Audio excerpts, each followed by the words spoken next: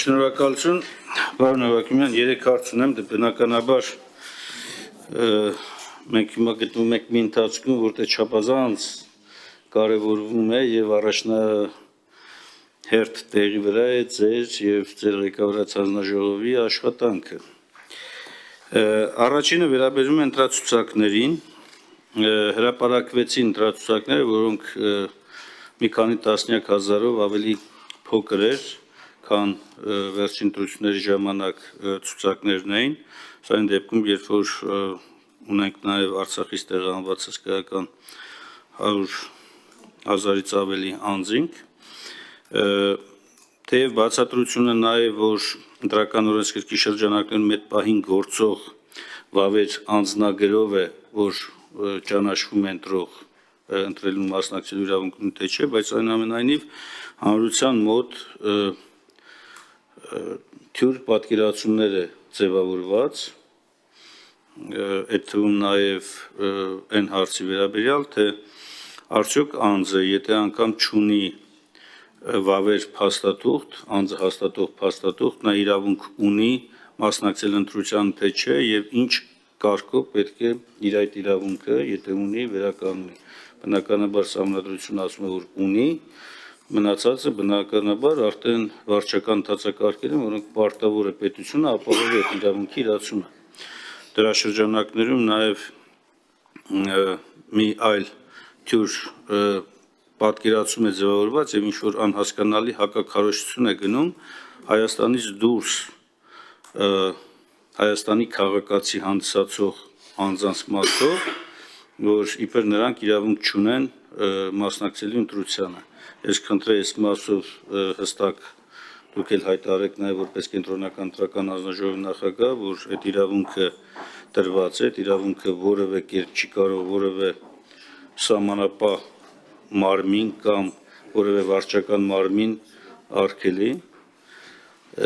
Երկրորդը վերաբերում է վարչական ռեսուրսների չարաշահմանը։ Ակնհայտ է, որ այս ընթացքում նաև տարբեր հայտարարություններ կան ու ինչն է ինձ մտահոգում, որ այսպես է հայտնի օդում կախված լուրերի համաձայն, հատկապես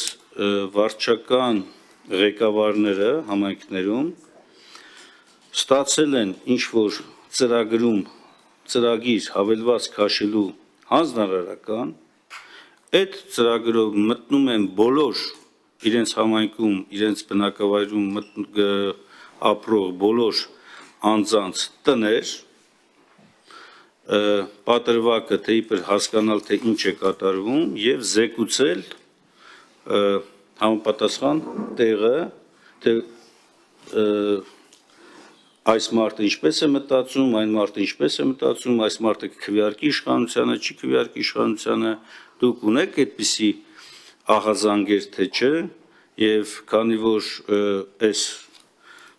լսում է նաև հանրությունը այս իմ խոսքը, խնդրեմ, որպեսզի եթե անգամ չունեք այդպիսի ահազանգ, ընդունեք սա որպես ահազանգ եւ մոնիտորինգի ենթարկեք կամ գոնե նախնական ուսումնասիրության ենթարկեք այս հարցը։ Եվ երրորդը կամավոր աշխատանքի վերաբերյալ ես գրավոր ուղարկել եմ ձեզ եւ նաեւ կոռուպցիայի կանխարգելման հանձնաժողովին 2023 թվականին, եթե չեմ սխալվում, այս ազգային ժողովը ընդունեց կամավոր աշխատանքի վերաբերյալ օրենք, որտեղ կամավոր աշխատանքի նպատակներից մեկն էլ, հիմքերից մեկն էլ գրված է ընտրական գործընթացներում ներգրավվածությունը։ Սա շատ լավ գործիք է անշուշտ, որպեսզի ընտրական գործընթացներում անձինք, համակիրներ կլինեն, աջակիցներ կլինեն եւ տարբեր մարդիկ, որոնք որ այս կամ այն քաղաքական ուժին ուզում են օգտակար լինել ներգրավելով քարոզչական աշխատանքներում, կազմակերպական աշխատանքներում, խոսքն ամենևին, խնդրում եմ հստակեցնենք, ամենևին չի գնում հարկադրանքի, պարտադրանքի կամ այսպես կոչված ընտրակաշառքի մասին։ Կամավոր աշխատողները ստորենքի չեն վարձատրվում, բայց ունեն իրավունք հատուցման եւ փոխհատուցման իրենց կատարված տրամաբանական ծախսերի, ինչը Վենետիկի հանձնաժողովը նաև ամրագրել է, դրանք կարող է լինեն սննդի տեսքով, սննդի աշխատանքի ընթացքում սնունդ ընդունելու առումով, էլի ոչ թե ինչ-որ մեկին սննդով ապահովելու, հա, վառելիքի, կապի համար, ասենք բջջային հեռախոսը եւ այլ։ Ես խնդրեմ նաև այս հարցում կենտրոնական ընտրական հանձնաժողովի որպես ընտրությունների նկատմամբ օրինականության վերահսկողություն իրականացնող եւ պատասխանատու կարևորագույն կառույցի դիրքորոշում է։ Շնորհակալ եմ։ Խնդրեմ, պարոն Հովակիմյան։ Անմիասեն, ես վերջի հարցին պետք է հաստատեմ, որ ձեր հարցումը ստացել ենք։ Ընդհանրապես։ Չէ։ Ինչի համար եմ ասում, քանի որ առաջիկայում նաև կենտրոնական ընտրական հանձնաժողովը մենք քննարկում ենք, այսինքն այն իրավական դիրքորոշումը, որը ձեր հարցմանի պատասխան գրավոր արտահայտելու եք։ Ես մի չգիտեմ իմ կարծիքը ասեմ, թե որտեվ եթե ես իմ կարծիքը ասեմ, շնորհակալություն։ Ինչ վերաբերում է վարչական ռեսուրսի չարաշահման մասին, այսինքն դուք ասեք ինչ որ ծրագիր, հա։ Ճիշտ ասած առաջին անգամ եմ լսում, որ ինչ որ նման ծրագիր, չգիտեմ, առաջ ես ուղղակի փորձենք հասկանալ ինչի մասին, հա, որտեվ այն ինչ ներկայացրեցիք առաջին անգամ եմ անկեղծ լսում, թե ինչ է։ Այն որ, չգիտեմ, ես վարչական շրջանների ղեկավարների, համայնքի ղեկավարների հետ, այսպես ենք իրենց աշխատանքի նրբություններին, ես պարտականություն իրականացնում, մեթոդային ձևերին ես չեմ տիրապետում, դա պետք է մենք ուղղակի հասկանանք ինչ է արդյոք դա ուղղակի իրենց աշխատանքային պարտականությունների կատարման մի մաս է, թե ինչ որ նորամուծություն, վերջը խոսքը ես չգիտեմ ինչի մասն է խոսքը, բայց խոստանում եմ, որ հետաքրքրենք փորձենք հասկանալ ինչի մասն է խոսքը։ Մի գանք ընտրական ցուցակների հետ կապված, պարոն Միասյան, իրականում ոչ թե ցուցակներ է հրապարակվել, թիվն է հրապարակվել։ Ընտրողների թիվն է հրապարակվել, ընտրողների թիվը նախորդ 21 թվականին 2.584 կամ 86 հազար է եղել։ Այս որ առաջի թիվը, որ ընտրությունը նշանակվելուց հետո հրապարակվեց 2.489 հազար է։ Պլյուսով այնտեղ։ Այո։ Իսկ ինչով է պայմանավորված այս նվազումը։ Հարգելի գործընկերներ, 22 թվականից, երբ որ ուժի մեջ է մտել ընտրական օրենսգրքի 21 թվականի փոփոխությունները, իսկ 21 թվականի փոփոխություններով, այսինքն այդ փոփոխությունները, որոնք ուժի մեջ մտան, ըստ էության ընտրական ցուցակում չեն ընդգրկվում 6 ամիս եւ ավել ընտրությունների նախորդող, այսինքն շրջան 6 ամիս եւ ավել վավեր փաստաթուղթ չունեցող անձանց տվյալներ, այսինքն իրենք մնում են բնակչության պետական ռեգիստրում, բայց ընտրական ցուցակում, եթե 6 ամիս եւ ավել, այսինքն անձանց հաստատող փաստաթղթի վավերականությունը 6 ամսից ավել անցել է, ինքը ուղղակի ընտրական ցուցակում չի ընդգրկվում։ Եվ 22 թվականին այդ ժամանակ, երբ որ այս կարգավորումը ուժի մեջ մտավ, ըստ էության